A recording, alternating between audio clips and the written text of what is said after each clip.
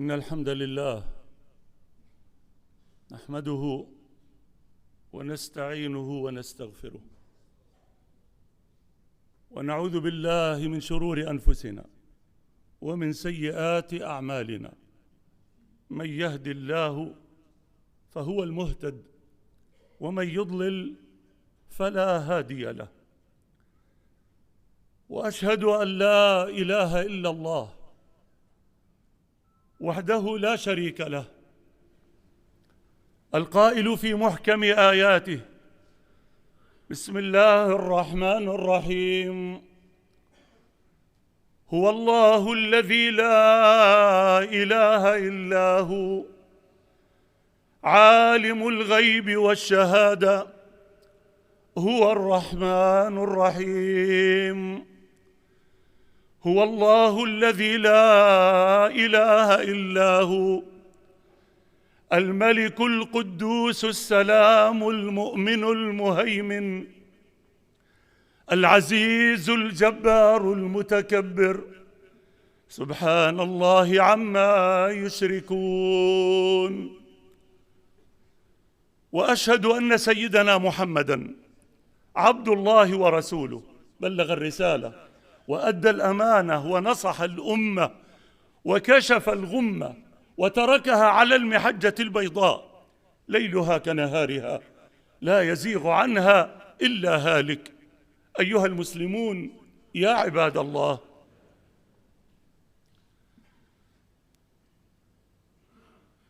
هي مصطلحات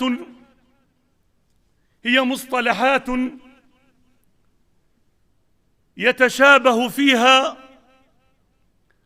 وصف المخلوق مع وصف الخالق الله جل جلاله وتباركت أسماؤه.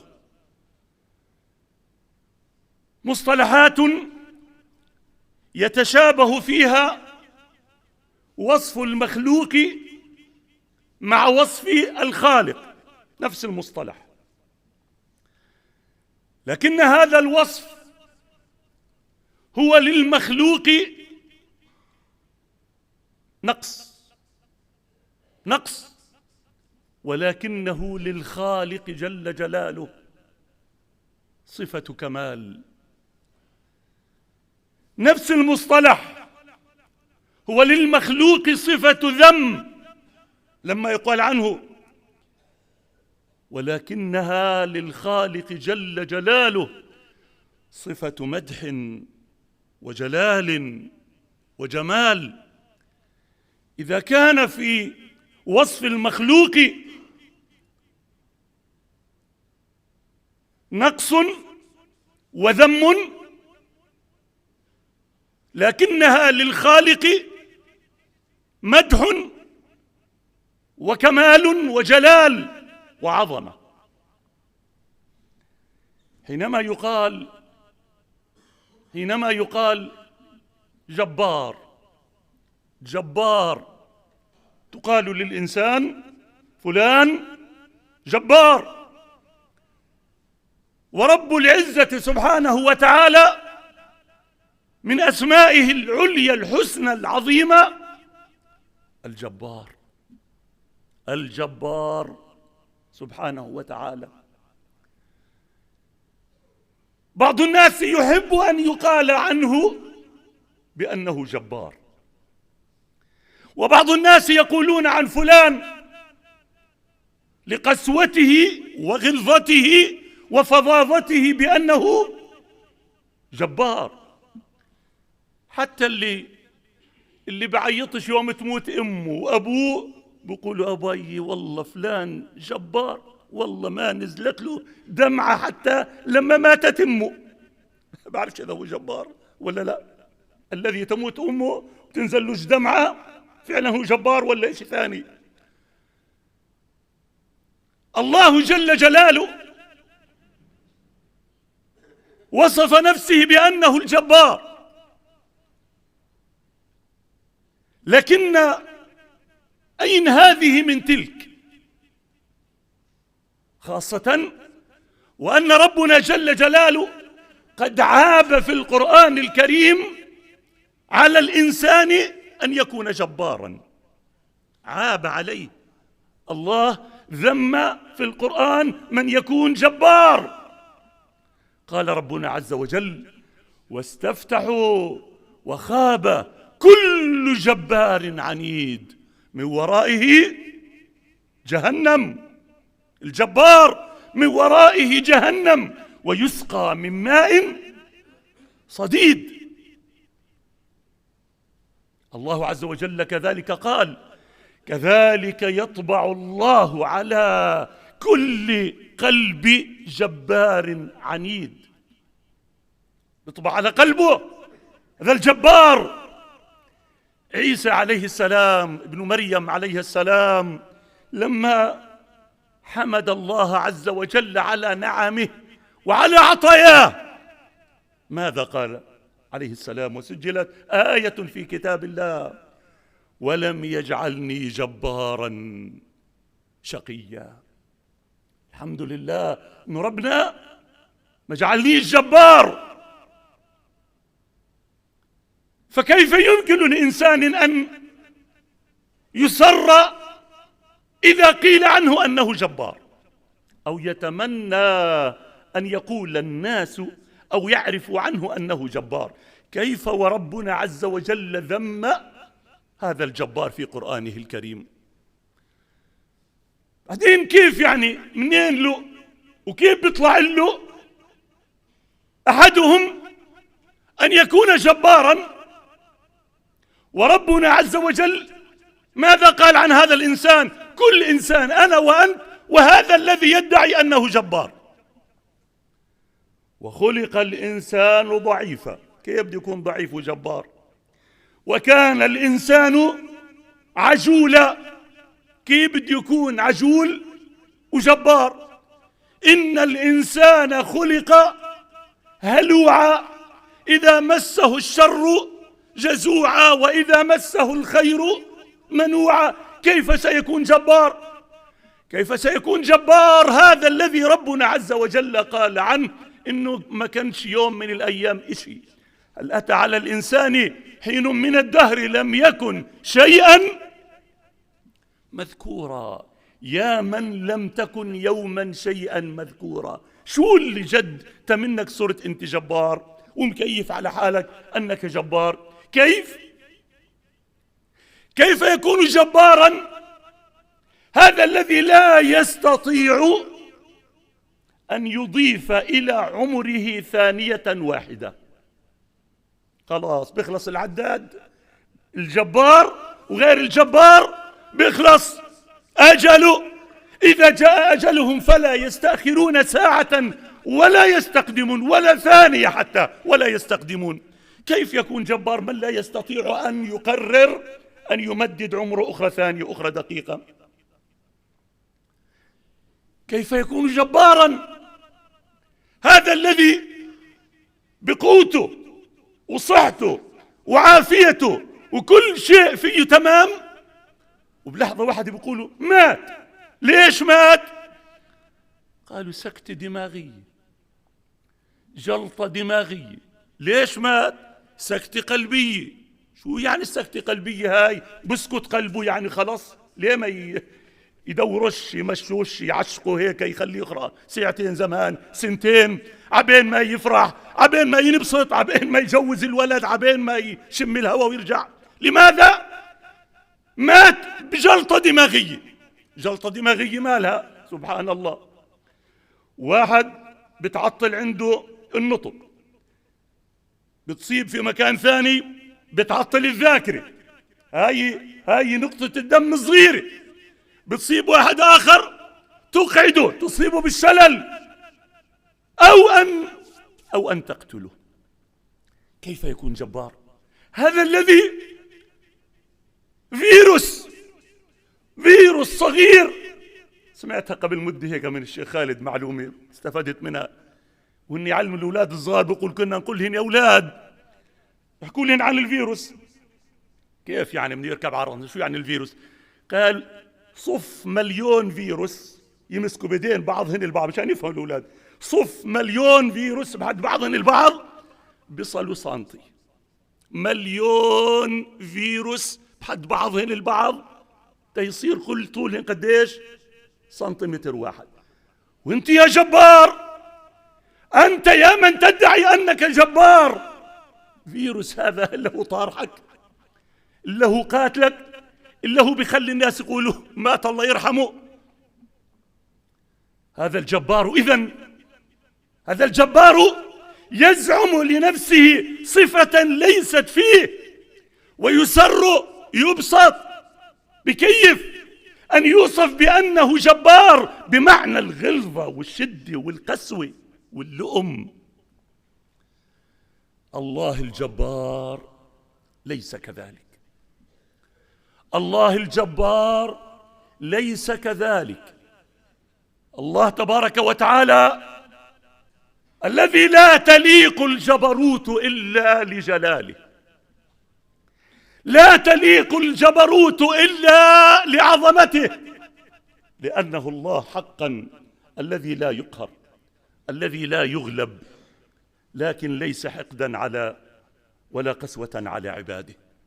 هو الذي قال سبحانه: والله الذي لا إله إلا هو الملك القدوس السلام المؤمن المهيمن العزيز الجبار المتكبر. سبحان الله عما يشركون. تليق به الجبروت الله لأنه هو الجبار ولا جبار غيره. قال النبي صلى الله عليه وسلم، اسمع الحديث ودقق فيه: تكون الأرض يوم القيامة، الأرض اللي فيها أمريكا وفيها ترامب وفيها روسيا وبوتين وفيها نتنياهو وفيها السيسي كل هذول الأرض، تكون الأرض يوم القيامة خبزة، رغيف، خبزة يتكفأها الجبار بيده كما يتكفأ أحدكم خبزته في السفر. الناس لما كانوا يسافروا بعيد يأخذوا معهم الشيء اللي يعجنوه مشان يعملوا خبز على صاج حامي على حجر حامي، يحطوا هالعجينة اللي بيحطوها وبصير شو يساوي؟ يقلب فيه. تخيل واحد بيقلب برغيف خبز بيده ولا شو يعني. هكذا الأرض يوم القيامة بكل من فيها يتكفأها الجبار بيده كما يتكفأ أحدكم خبزته في السفر. هذا الجبار الله.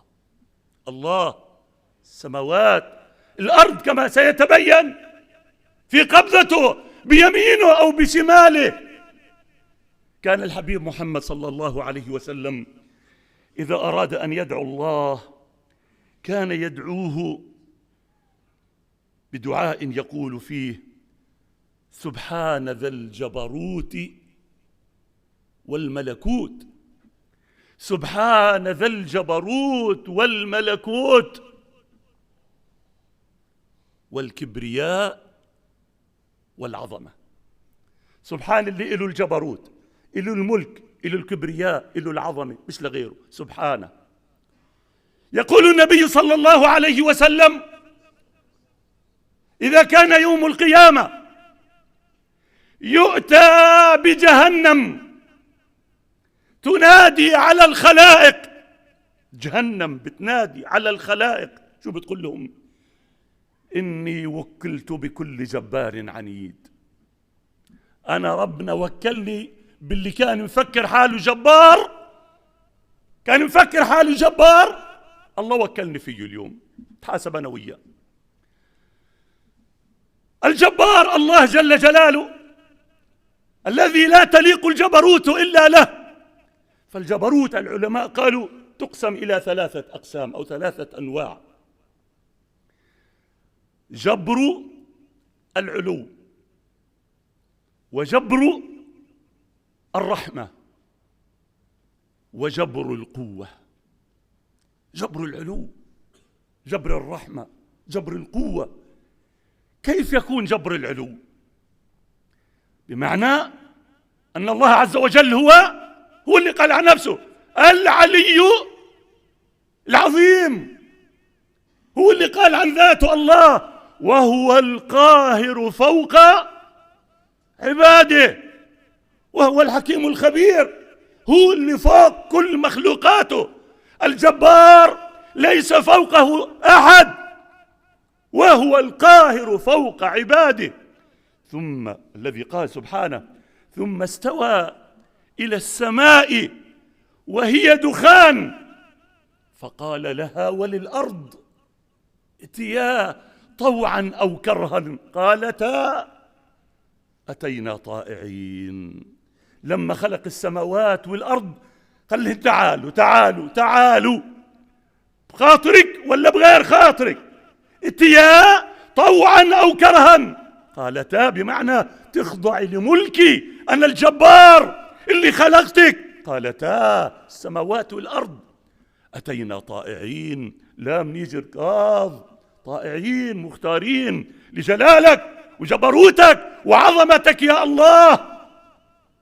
ماذا قال سبحانه وما قدر الله حق قدره والأرض جميعا قبضته يوم القيامة والسماوات مالهن مطويات بيمينه، الأرض بقبضته بكف ايده الأرض والسماوات كلها مالها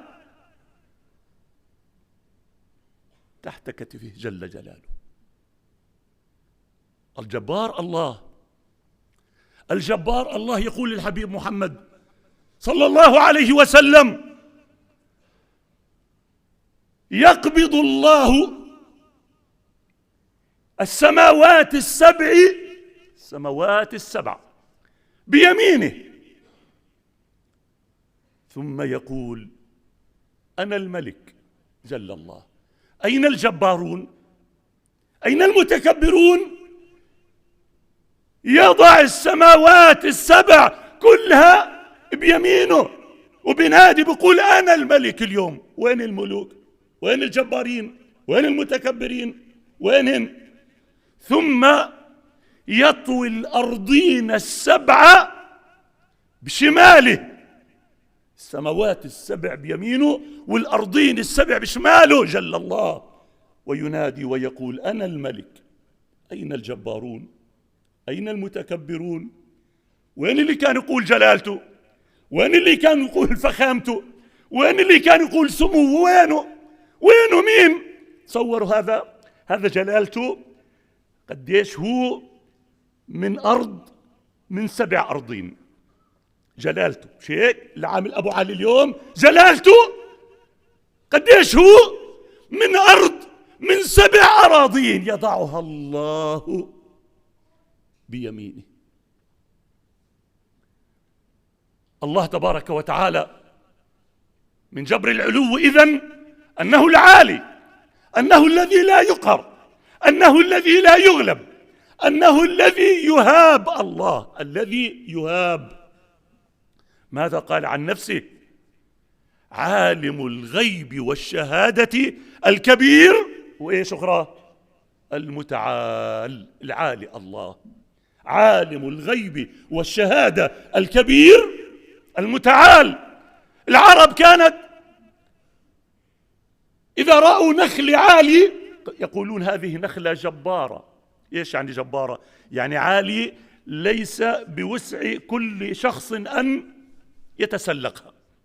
وإذا رؤيت ناقة كبيرة ضخمة يقال هذه ناقة مالها جبارة، يعني ضخمة عالية مش كل واحد بيقدر ويطلع بيده يركبها.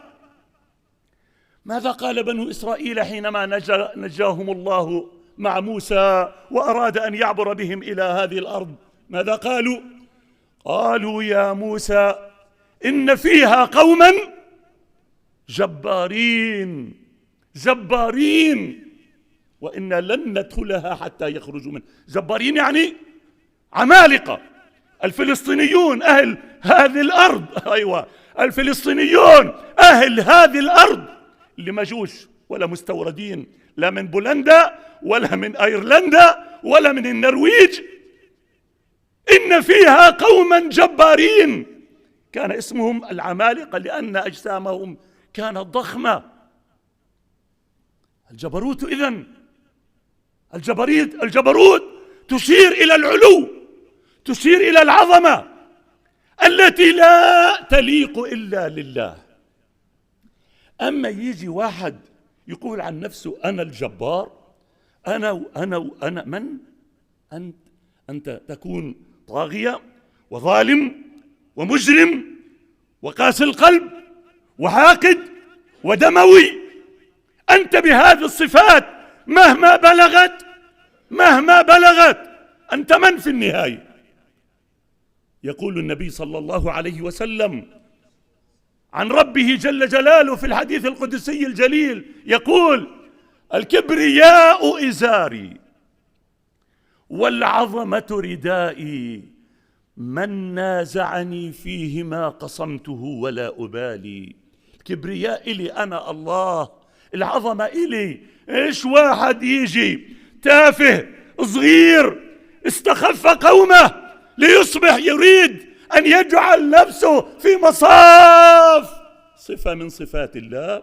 الله بيقول له اللي بينازعني هذه الصفة هي إلي، الجبروت إلي، الكبرياء إلي، العظمة إلي، اللي بده ينازعني واحد منهم باخذه، قصمته ولا أبالي. جبر العلو إشارة إلى الصفات لا تكون إلا لله الذي قال فعال لما يريد. إذا أراد شيئا إنما يقول له كن فيكون، والله غالب على أمره. هذه الصفات ليست إلا لله. يقول الحبيب محمد صلى الله عليه وسلم ما شاء الله كان وما لم يشأ لم يكن. اللي بده إياه ربنا بصير، واللي بدش إياه ما بصير الله. هذا جبر العلو، جبر الرحمة العالي الكبير المتعال القاهر فوق عباده الله سبحانه وتعالى. من جبروته أنه بها يرحم، من جبروته أن بها يرحم. قالوا ما عبد الله في الأرض بأفضل من عبادة جبر الخواطر. ما في عبادة أقرب إلى الله من عبادة جبر الخواطر، إنه إنسان يجبر خاطر حدا ضعيف. ولذلك قالوا في الجملة الأخرى من سعى بين الناس، يعني دائما شغال على من سعى بين الناس جابرا للخواطر أدركته عناية الله في جوف المخاطر. اللي بيسعى يجبر خاطر الناس بأي طريقة وبأي شكل، عناية ربنا تدركه، يعني ربنا بيعوضه بيجزيه بكافه. لو كان بقلب الخطر بنجيه مثل ما هو جبر خاطر الناس. ماذا يقال عن اللي بيصلح الإيد المكسورة؟ شو بيسموه؟ المجبر ولا لا؟ المجبر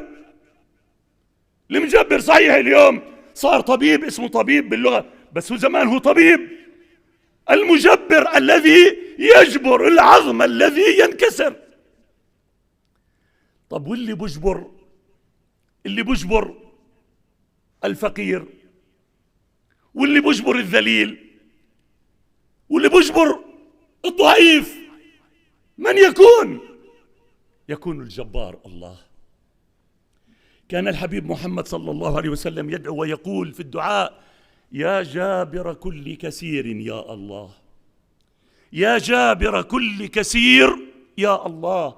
الله الجبار إذا جبر الفقير أغناه، وإذا جبر المريض شفاه، وإذا جبر المهموم فرج كربه، وإذا جبر الضعيف قواه. هو الجبار الله، لا يقدر عليها أحد من خلقه سبحانه. جبر الرحمة جبر الرحمة، قلنا الأول جبر العلو، جبر الرحمة أن بجبروته سبحانه يجبر خاطر من لا عزوة له. بعض الناس بيعتبروا إن اللي له عزوة عايش، واللي مالوش يروح شو يروح وين يساوي؟ ينتحر يعني؟ اللي مالوش عزوة، اللي مالوش عيل، اللي ما معوش مصاري، اللي شو يساوي يعني؟ لا، الله جابره جابره جابره. هي قصة برويها الشيخ محمد راتب النابلسي الله يحسن ختامه إن شاء الله، بقول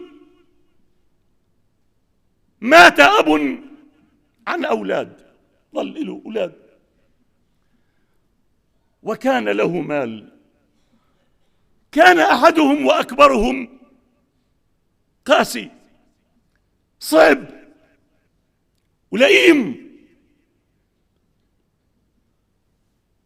حط إيده على كل ما ترك أبوه، وترك لإخوته شيء يسير، يعني بس يعني خذوا، ليست قسمة شرع ولا عدل ولا شيء، أخذ أغلب ما ترك أبوه وترك إخوته فقراء، أعطاهم النزر اليسير. دارت الأيام واشتغل الرجل وربح الرجل وكبر الرجل، إلى أن كان اليوم الذي الجبار الله بدبر إشي ثاني، وإذا بربنا عز وجل يطرح البركة في واحد من الإخوة كان شاطر وذكي، مع ما تيسر من مال بنى حاله وأسس حاله وكبر وتوسع وكثرت أرزاقه وخيراته، والأول بدأ يتراجع، بدأ يخسر، بدأ يضيع ماله، بدأ إلى أن جاء يعرض على أخيه شو رأيك تشتري هذول، شو رأيك تشتري هلا كم دلم هذول، أنا بحاجة، شو رأيك هالمصلحة هاي تأخذها، ويقول له بشتري أنت يا أخوي، أو لو واحد أشتري منك، إلى أن اشترى منه كل تجارته وأرزاقه.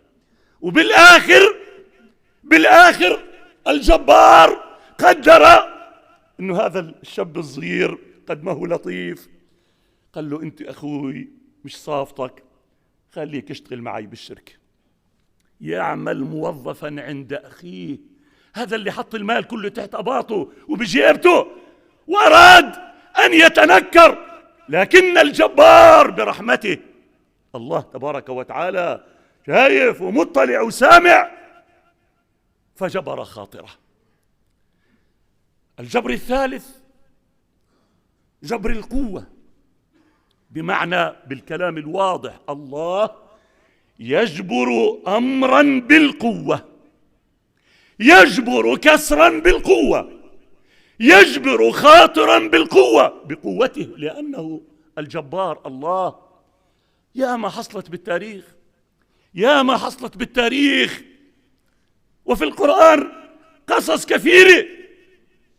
قصة فرعون الجبار، أنا ربكم الأعلى ما علمت لكم من إله غيري، ولا لا؟ فرعون الذي كما ذكرنا أكثر من مرة في الأيام هذه قرر أن يقتل كل طفل ذكر من بني إسرائيل يذبحه. جبار، ما هو اللي بده إياه بصير، والرعية مالها والجنود والمخابرات بيعمل اللي بدهن إياه. لكن الجبار الله مش بس نجى موسى، لا، جعله يتربى في حضن فرعون، جعل موسى يتربى في حضن فرعون ليكون هو من يهد ملك فرعون. هذه من الجبروت ولا لا؟ هذه من جبروت القوة، من جبروت القوة. يعاقب ويأدب مين؟ الذي يقول أنا الله، الذي يقول اقتلوا كل طفل يولد من بني إسرائيل. جبار مجرم الله جل جلاله جبر خاطر أم موسى فرده إليها. إخوة يوسف لأن الكثار اتآمروا عليه وألقوه في الجب وباعوه ويعملوا اللي بدهن إياه.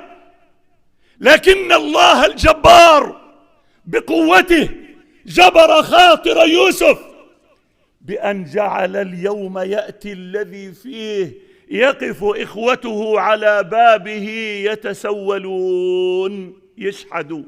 قالوا يا أيها العزيز مسنا وأهلنا الضر وجئنا ببضاعة مزجاة فأوف لنا الكيل وتصدق علينا. لله يا أيها العزيز. يتسولون على بابه ويشخرا ويتوسلون له أن يسامحهم. قال لا تثريب عليكم اليوم يغفر الله لكم. من الذي فعل هذا؟ مين قلب المعادلة؟ الجبار الله.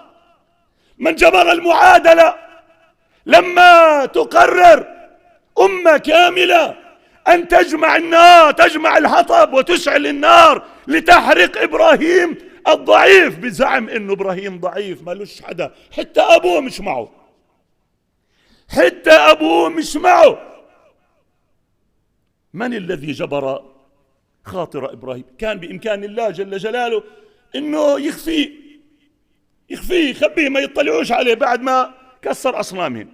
كان بإمكان الله بعد ما ولعوا النار إنه يخلي الدنيا تشتي وتطفي النار، ولا لا؟ قادر الله. لكن ربنا أراد فرجيهن جبروته بنوع آخر، إنهم جمعوا نار وقالوا حرقوه، وإذا به نفس النار اللي ولعوها ومتهرجمين حواليها يشوفوها ويسمعوا صراخ إبراهيم، وإذا به يقول لها يا نار كوني بردا وسلاما على إبراهيم. هذا فعل الجبار الله. جبروت القوة بقوته عمل هيك. جبروت القوة التي جعلت قريش، التي عادت حبيب الله محمد صلى الله عليه وسلم وطاردته وحاولت تقتله، وهاجر عليه الصلاة والسلام خوفا من أذاهم ومن كيدهم. الله الجبار كتب وقدر وفعل، لأنه فعال لما يريد أن يعود محمد صلى الله عليه وسلم إلى مكة بعد بدر وبعد أحد وبعد الخندق، ويدخل مكة فاتحا، وزعماء قريش مضبضبين خايفين مش عارفين شو بيستناهن، ولا لا؟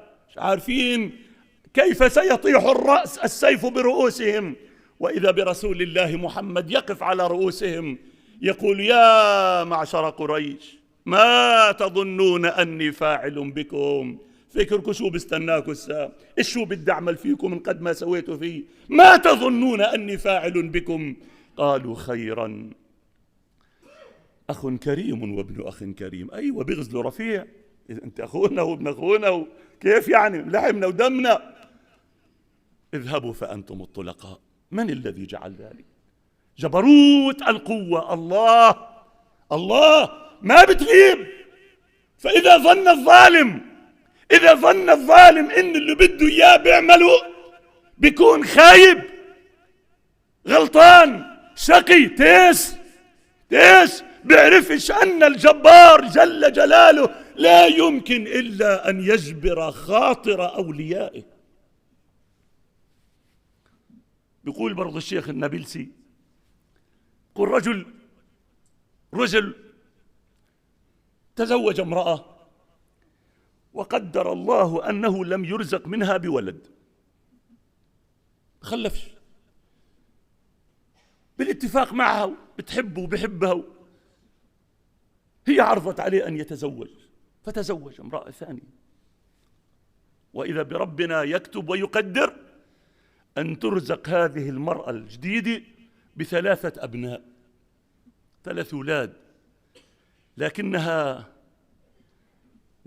لم تكن، فبدأت تتعالى على تلك المرأة، تتجبر عليها، تتبغدد عليها. فيوم بتقول لها هاي أنا أشطر منك، هذا ولد في بطني حامل، هذا ولد في حضني، وهذا ولد يجري أمامي، صار عندي 3 أولاد، واحد كبير صار يركض، والثاني هي وراه على حضني، والثالث ماله، كأنه بشطارتها.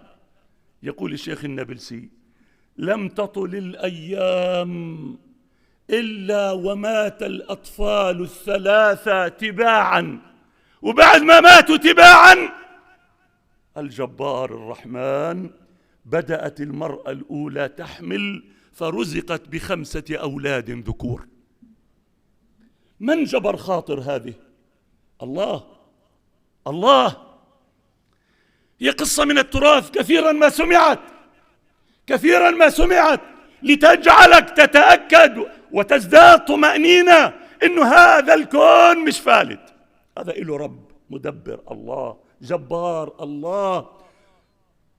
زوجان، رجل وامرأة تزوجان، كان الرجل فظا قاسيا وبخيلا، بينما يجلس الزوجان يوما يتناولان الطعام، قول القصة: وكان أمامهما دجاجة، شاويين دجاجة، طابخين دجاجة، قالين دجاجة، اللي بدك إيه، وهما في الطعام يأكلان، وإذا بطارق يطرق الباب.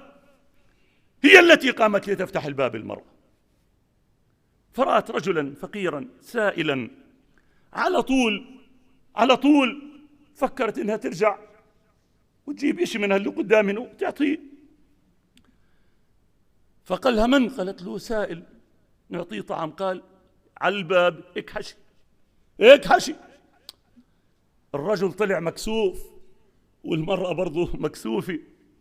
دارت الأيام وأصبحت الحياة لا تطاق بينهما، لا تطاق بين المرأة، مبين إنها خيرة، وزوج بخيل ونتف وبنفعش قاسي، فكان الطلاق بينهما.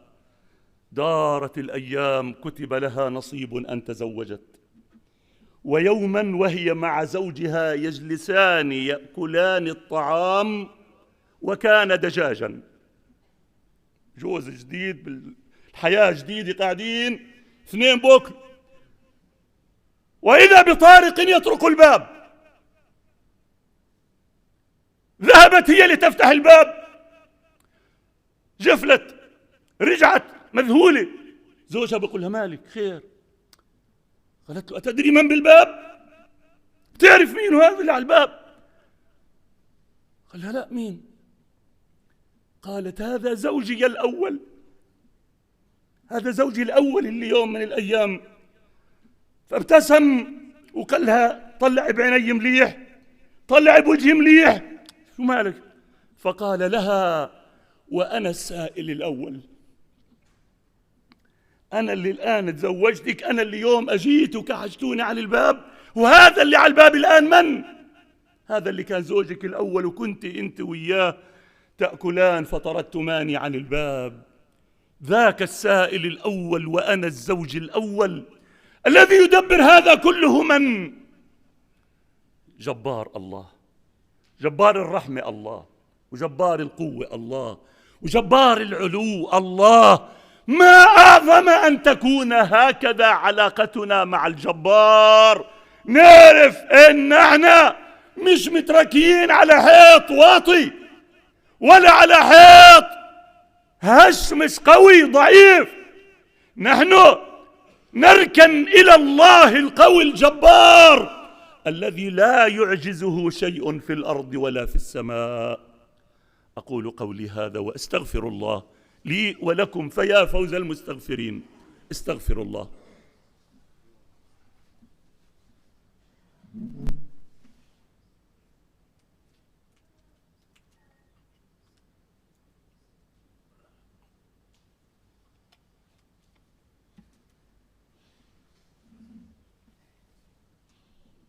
الحمد لله رب العالمين.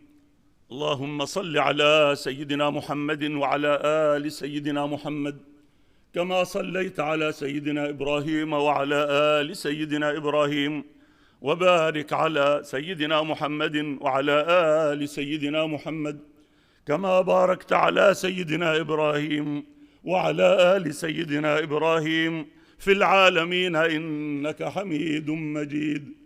أيها المسلمون، يا عباد الله، وردت في القرآن الكريم آية هي من أشهر الآيات التي تبين أن دوام الحال من المحال، أن دوام الحال من المحال، وإنه كما يقال في العامية ما بظل على هو إلا هو الله. قوله سبحانه: قل اللهم مالك الملك، مالك الملك الله، تؤتي الملك من تشاء وتنزع الملك ممن تشاء وتعز من تشاء وتذل من تشاء بيدك الخير، بيدك الخير إنك على كل شيء قدير.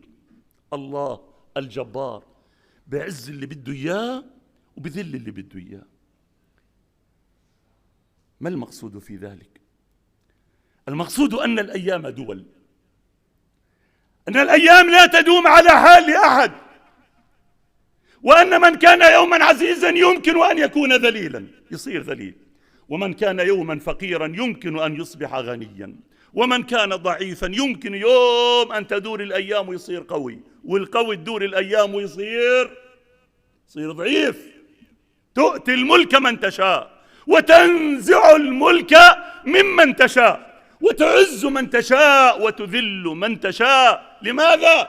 هذا اسم قانون التداول. الله قال: وتلك الأيام نداولها بين الناس. يعني مش بس بتطبق على الفرد إنه يوم قوي ويوم ضعيف، يوم غني ويوم فقير، هذا بيطبق على الأمم. يمكن لشعب أمة يوم انها تكون قوية وتدور الأيام وتصير ضعيفة، وشعب يوم ضعيف تدور الأيام ويصير قوي ويصير قوي. نقول هذا الكلام للذين لا يقرؤون التاريخ، لا يقرؤون التاريخ بسبب عمى القلب الذي أصابهم، لا يقرؤون التاريخ ليجدوا من خلاله إنه الأمثلة أكثر من أن تحصى في قانون التداول، وكأن القوة ما خلقت إلا لهم، وأن الضعف ما خلق إلا لغيرهم. لماذا لا يقرؤون التاريخ؟ قل هذا للذين يقتلون الأطفال الآن في غزة. ألا تتذكرون بأن جبارا طاغية يوما قد قتل أطفالكم واستحيا نساءكم؟ للذين يجوعون الأطفال في غزة. ألا تتذكرون يوما بأن طاغية مجرم نازي في ألمانيا قد جوع أطفالكم وحرقهم؟ ألا تتذكرون؟ لماذا عمى القلب هذا؟ لماذا الجهل في قراءة التاريخ؟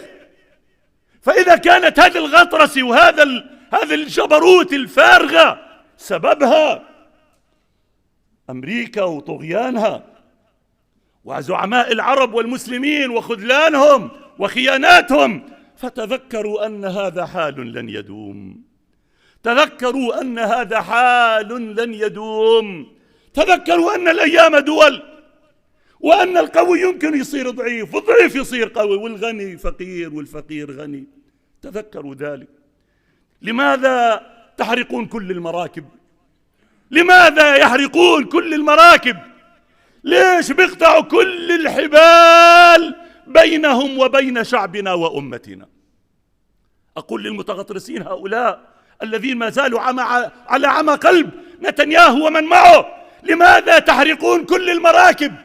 لماذا تقطعون كل الحبال بينكم وبين شعبنا وأمتنا؟ لماذا؟ ليش؟ تذكروا يمكن هالقانون يرد يرجع أخرى مرة، وسيرجع هذا القانون. نحن على يقين بأن الأمر إلى خير، وأن المستقبل للإسلام. نحن على يقين أن الله عز وجل سيبدل ضعفنا قوة، ويبدل فقرنا غنى، ويبدل ذلنا عزا، ويبدل أمننا خوفنا أمنا. وسيبدلنا بعد هذا الكرب فرج. احنا على يقين مطمئنين. لماذا غيرنا لا يريد أن يقرأ التاريخ ويظن أن القوة باقية إلى يوم القيامة؟ لا يفعلها إلا غبي، لا يفعلها إلا من ليس عنده حرص حتى على أبناء شعبه. لكن هكذا التاريخ دائما يبتلى بفراعنة. الفرعون مش كان اللي زمان فراعنة وجبابرة وأكاسرة ونماردة وطغاة. هؤلاء فعلا أنهم أغبياء لا يقرؤون التاريخ. فنحن مطمئنون إلى أن الجبار حاضر. الجبار حاضر. الجبار مش غايب. الجبار مش في إجازة. الجبار لا ينام، لا تأخذه سنة ولا نوم، وكل شيء يجري بإرادته وقدرته وتدبيره وحكمته ومشيئته. فما دام كل هذا منه فله الحمد. نحن مطمئنين وواثقين أن الله تبارك وتعالى سيدبر أمرنا. يا حي يا قيوم، يا حي يا قيوم، يا حي يا قيوم، يا من إذا سئل أعطى، يا من إذا دعي أجاب. نسألك بأسمائك الحسنى وصفاتك العظمى، نسألك بكل اسم هو لك سميت به نفسك أو علمته أحدا من خلقك أو أنزلته في أحد من كتبك. يا حي يا قيوم، يا حي يا قيوم، اجعل لنا ولشعبنا ولأمتنا مما هي في ضيق مخرجا وفرجا يا رب العالمين. ول أمورنا خيارنا، لا تول أمورنا شرارنا. ابعث فينا قائدا ربانيا يقودنا لطاعتك والعمل بشريعتك يا رب العالمين. ألف بين قلوب المسلمين، اصلح ذات بين المسلمين، احقن دماء المسلمين، اهدهم سبل السلام، اخرجهم من الظلمات إلى النور يا رب العالمين. إلهنا ومولانا، إن زرع الباطل قد استحصد وحان أوانه، فابعث له يدا مؤمنة تحصده يا رب العالمين. ابعث في أمة سيدنا محمد صلى الله عليه وسلم من يجدد لها أمر دينها. اللهم واجعلنا من خاصة جنده يا رب العالمين. اللهم كن لأطفال غزة، اللهم كن لنساء غزة، اللهم كن لشيوخ غزة، اللهم كن لمرضى غزة، اللهم كن لمشردي غزة. اللهم إنهم جياع فأطعمهم، عطاش فاروهم، حفاة فاحملهم، عراة فاسترهم، خائفون فآمنهم. اللهم اجعل لهم من لدنك فرجا عاجلا غير آجل، فرجا يعجب له أهل السماوات وأهل الأرض يا رب العالمين. إلهنا ومولانا، لا تدع لنا في هذا اليوم العظيم ذنبا إلا غفرته، ولا دينا إلا قضيته، ولا هما إلا فرجته، ولا ميتا إلا رحمته، ولا مريضا إلا شافيته، ولا غائبا إلا رددته، ولا أسيرا إلا فككت أسره، ولا مسجونا إلا أطلقته، ولا مظلوما إلا نصرته، ولا ظالما إلا قصمته، ولا ضالا إلا هديته، ولا طالب علم إلا إلى كل خير وفقته يا رب العالمين. عباد الله، إن الله يأمر بالعدل والإحسان وإيتاء ذي القربى وينهى عن الفحشاء والمنكر والبغي يعظكم لعلكم تذكرون. اذكروا الله يذكركم وسلوه يعطكم. وأنت يا مقيم الصلاة أقم الصلاة يرحمنا وإياك الله.